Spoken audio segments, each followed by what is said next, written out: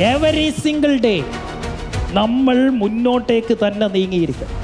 ഇന്നലത്തേനേക്കാൾ മികച്ച നമ്മളായിരിക്കണം ഇന്നത്തെ, അതിനേക്കാൾ മികച്ച നമ്മളായിരിക്കണം നാളത്തെ, അതിനേക്കാൾ മികച്ച നമ്മളായിരിക്കണം അതിൻ്റെ അടുത്ത ദിവസം.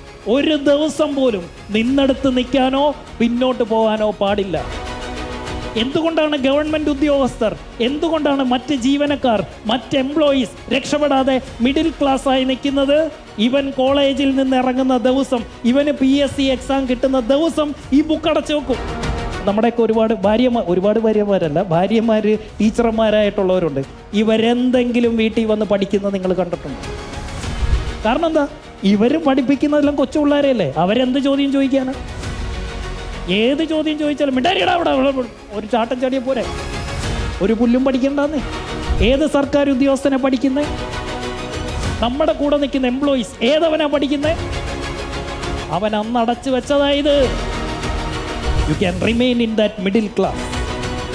ദരിദ്രൻ എന്ന് പറയുന്നത് അത് വലിയൊരു അനുഗ്രഹമൊന്നുമല്ല, വലിയ ബ്ലിസ് ഒന്നുമല്ല കേട്ടോ.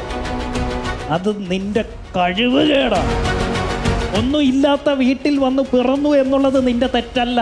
പക്ഷെ ഒന്നും ഇല്ലാത്തവനായി മരിക്കുന്നെങ്കിൽ നിന്റെ മാത്രം തെറ്റാണ്.